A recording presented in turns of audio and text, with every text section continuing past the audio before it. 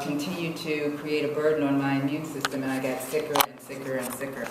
So my proposal, in light of my experience, is that the dysbiosis that so many of us are suffering from is a result of a polysystemic kind of burden on our immune system. We not only have the air pollution, the water pollution, the soda promotions, the exhaust from the vehicles that surround us every day, the trucks, the cars, the planes.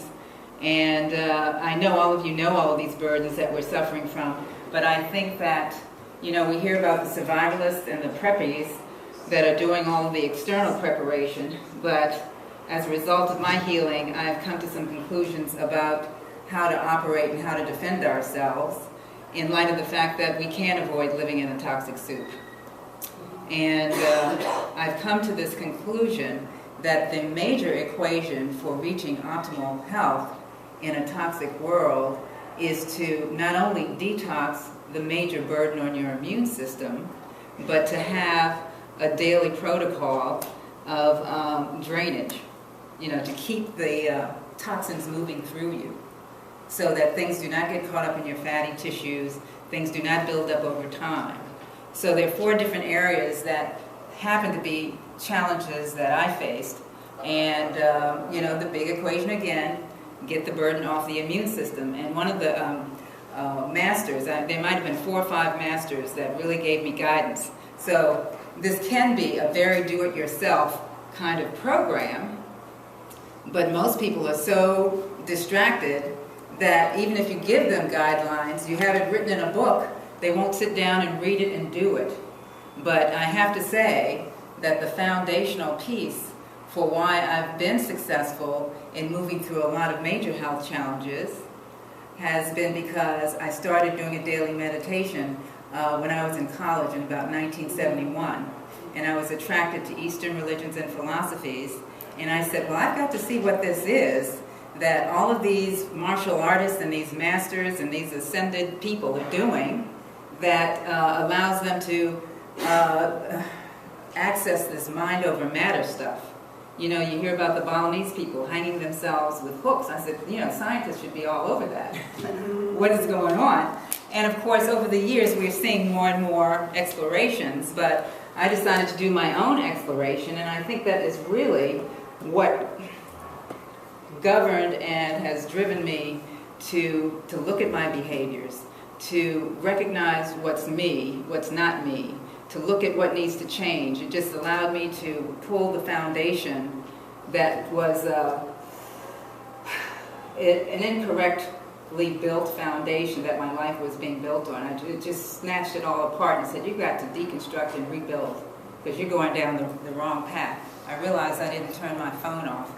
So if that happens, we'll deal with it. So I found that, I'll just give you a synopsis. In the event that we run into a time issue, at least you get the different levels and layers that I explored and the masters behind each one of these layers. And I wish that they would all kind of get together and say, oh yeah, this is an integrative thing, but so many of them, many times when people get elevated, they get caught up in their thing and they think it's just, oh, you do this and then everything will be good. But it really, to me, seems to be a polysystemic issue. So all of these issues I face all at the same time, but you can take any one of these as a point of entry. The first thing that I became aware of, and maybe I should just follow the course of the evolution of my consciousness, because I started with the Michio Kushi approach with the self-massage and his macrobiotics, but it turned out that the macrobiotics weren't all in alignment with my blood type. But nonetheless, I made it to a certain point, excuse me, of healing with him, and it just built on my meditation.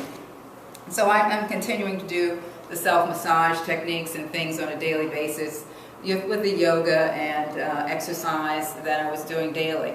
So I had a certain level in the meditation. I had a certain level of self-care that was going on. Then I was able to read through John Parker Trowbridge, who's an MD, who wrote the book, a seminal book called The Yeast Syndrome. He wrote that in 1975, and there have been a lot of permutations over the years, and there's another guy, Crook.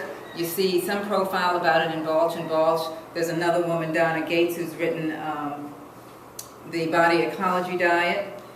So I said, I saw my case. I had this huge mass on my fallopian tube, and I saw that, and he made a connection to systemic candidiasis, the yeast that has turned from a yeast into a fungus and grows rhizomes throughout our tissues. And he was saying that people were suffering in this country from diabetes, arthritis, a whole constellation of issues, and 85% is tied to having had too much sugar, alcohol, pharmaceuticals, and this fungus grows up. So there's a fungus among us, and people have, I have 5 minutes? Okay. People are having depression and all kinds of things that they're suffering from. So the detox of the candida was the first layer.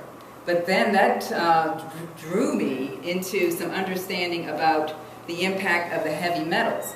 Now, I had no idea as an adolescent that when the dentist, who I had so much faith in, was putting 9 amalgams in my mouth.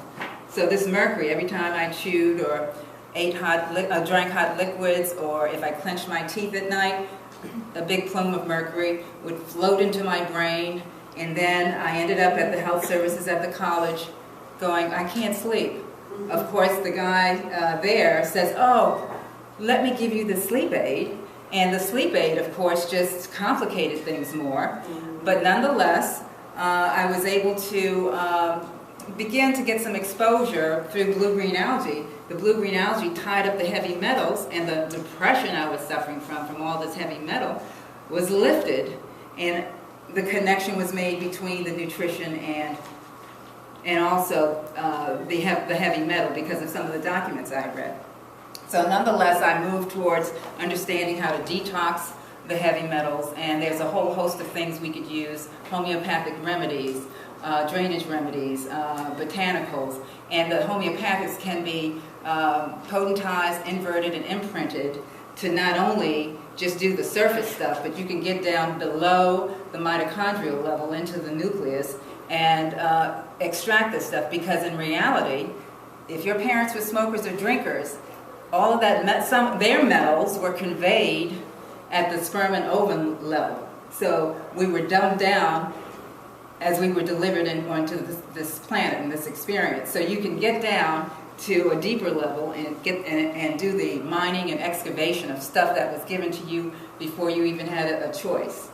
And so there's protocols. Part of my proposal is that before we move forward with any kind of psychological categorizing of people into depression, we need to look at what their history is with dental restorations. Also that issue with the root canals. The root canals are kind of a bad approach, a bad solution. Once they excavate that nerve out, they think that they are cleaning out that tooth, but in reality the microbes are living in the tubules, and they proliferate and then they migrate. And they found microbes that are like Lou Gehrig's, a whole host of other microbes that are being generated by these root canals. And they make people crazy, they give people sepsis, blood sepsis, whole host of things. So we have the 2 levels so far, the candida and the heavy metals. And then we have the blood type thing that I learned about a little bit later. I went up to visit with Diodamo, who is the author of Eat Right for Your Type and Live Right for Your Type. And I paid him $250 to hear something I could have read. So nonetheless, he put me on a good path, and I had an open heart. I meditate, so I remain porous. I said, well, let me see what this experiment is about. And it turned out that I had built up lectins, L-E-C-T-I-N-S, that agglutinate on your receptor sites in your immune system that can be scrubbed. Each one of us and each blood type has a deflect, and mine is, I'm a blood type A, non-secretor. I do not secrete my blood type antigen over my internal organs, so I am the most fragile. So I was truly the canary in the mine shaft, about to die with all this stuff, because our cells do not clear toxins easily. So it was good that I saw the red flags and acted. So anyway, I did the deflect, scrubbing my receptor sites, and I learned muscle testing from Michelle Small-Wright in, she's at Paralandra. She makes her own flower essences. So that allowed me to understand how much I needed, what the dosages should be for how long, so I don't overburden any particular organ. So we detoxed the lectins. I got my food in alignment with my blood type. Turns out that this experiment verified for me that his proposal has validity, and other people should experiment with that. And before you jump to any conclusions about allergies, if you go down that road and align your foods with your blood types, that's an excellent experiment to pursue. I even had hair loss. Turned out that I was taking Shin Men at one point, which is supposed to be a hair, skin, and nails Chinese blend. It had a concentrate of black pepper extract in a botanical form. I didn't see it on the label initially. And I said, oh, that's the culprit. That's why my hair is falling out. So it was my object lesson to see, once I stopped that my hair follicles tightened up and I didn't lose my hair anymore. And my hair wasn't graying up. And I have to go back to the heavy metal issue, because so many people are getting tattoos and so many people are doing the fingernail polish and the hair dyes. You have to, there's a henna out that doesn't have junk in it, Syria. But so many of the other dyes have chemicals and heavy metals. So you don't want that going into your brain, because it stunts the growth of neurons. So no wonder the early Alzheimer's and the early dementia. We have all this toxic soup. But if you do have stuff on you, you can just keep it draining and keep it moving through you. And so some of the products you can use, but just be vigilant. Then we all have the history of PTSD. I must have 1 minute now. PTSD comes in many forms that people aren't appreciating. They usually put it in a category where they're saying, oh, somebody's back from war, when in reality, as soon as we're born, we're in a state of war. Because it turns out, of course, parents can be misguided, and they can drop us on our heads emotionally, abandon us, especially parents who are smokers and drinkers. And because they're paying more attention to when the next cigarette and when the next drink is coming. So I had all of that imprint. All of that needed to be removed, and all those things that were emotionally abusive, as well. There's some other things that we may have experienced, like bullying, rape, incest. All those things can be cleared. So with the flower essences that I learned about from Michelle Small-Wright, another master in this matrix, I was able to clear a lot of the damage done for a whole host of things. So that's another level of detox. And the fabulous thing about it is, if you really can do this as a DIY thing, you really don't need to spend money on a counselor. I mean, you could save a lot of money, but a lot of people need the coaching because they're not doing the meditation to recognize their behaviors and move forward with this introspection. They haven't set aside that time, and that's what the holistic theology is about. Time.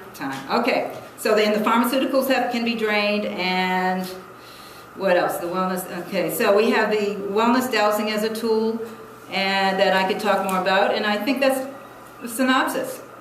There you go. Thank you so much. Yeah, you're quite welcome.